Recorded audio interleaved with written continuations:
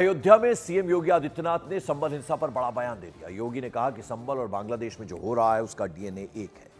उन्होंने अपने भाषण में मुगल शासक बाबर का जिक्र किया। मुख्यमंत्री योगी आदित्यनाथ ने कहा कि 500 वर्ष पहले बाबर के सिवा सालार ने अयोध्या में जो कुछ किया, संबल में जो कुछ भी हुआ और जो भी आज बांग्लादेश में हो रहा है, तीनों का डीएनए एक जैसा है। वहीं अखिलेश यादव ने डीएनए वाली बात पर योगी आदित्यनाथ को घेरने की कोशिश की।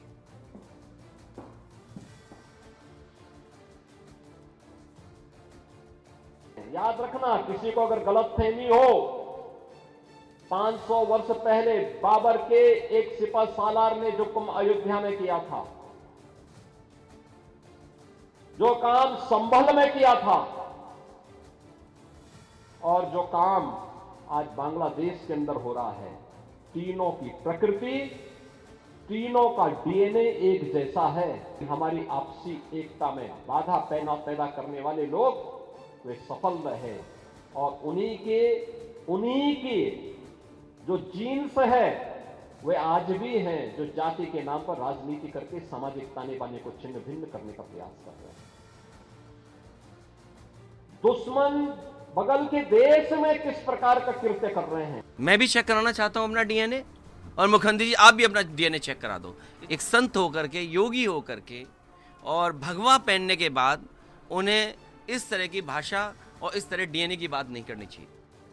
और योगी आदित्यनाथ का जो बयान है उस पर उत्तर प्रदेश से लेकर दिल्ली तक सियासत गर्मा गई है। विपक्ष ने सीएम योगी आदित्यनाथ के बयान को दुर्भाग्यपूर्ण और आपत्तिजनक बताया है।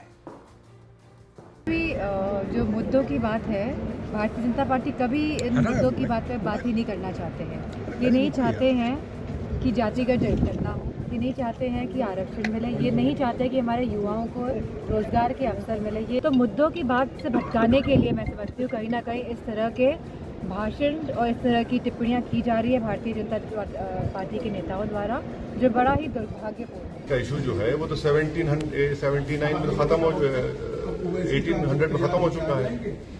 लॉ का एक रेस जुडिकिटा है। रेस जुडी का मतलब जो इशू डिसाइड हो चुका है उसको आप दोबारा नहीं कर सकते। और चौथी बात है, बाबरी मस्जिद के बारे में वो झूठ बोल रहे हैं। सुप्रीम कोर्ट ने कहा कि वहां पर मंदिर को नहीं तोड़ा गया था। अब डीएनए किसका कराएंगे? आप तो प्रकाश के हैं और आप डीएनए की आप बात कर रहे हैं।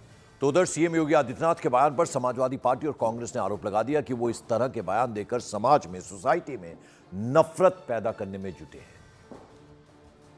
पीडीए ने ही उत्तर प्रदेश में भाजपा को हराया था लोकसभा चुनाव में, और आगे भी जो पीडीए का परिवार है मजबूती से इन तानाशाहों का मुकाबला करेगा। और रही बात अयोध्या की, तो इस बार उन्होंने वहाँ पर चुनाव इसीलिए नहीं होने दिया क्योंकि वहाँ पर ये दोबारा हारते। और अयोध्या में जो आम जन हैं, अगर इतने वो संतुष्ट होते तो मेरे ख्याल से वहाँ पर भाजपा का सांसद होता, लेकिन क्योंकि वहाँ पर जो ज़मीनी हालात हैं वो इनकी कथनी से बहुत दूर है, और जो आम जन है, जो वहाँ के रहतवान लोग हैं, उनको जिस तरीके से परेशानी हुई है इनके ऊपर से लाए हुए डेवलपमेंट की वजह से, तो वो सब जानते हैं, और उसी की वजह से वहाँ पर भाजपा के खिलाफ नाराज़गी है। और देखिए, मुझे अफसोस होता है कि ऐसे लोग जिनको देश की परंपरा, संस्कृति, संस्कार के बारे में कोई जानकारी नहीं है, वो प्रदेश के मुख्यमंत्री बन जाते हैं। योगी जी की ये भाषा, ऐसा लगता है कि वो बाबर को फॉलो कर रहे हैं। दुखद है, शर्मनाक है।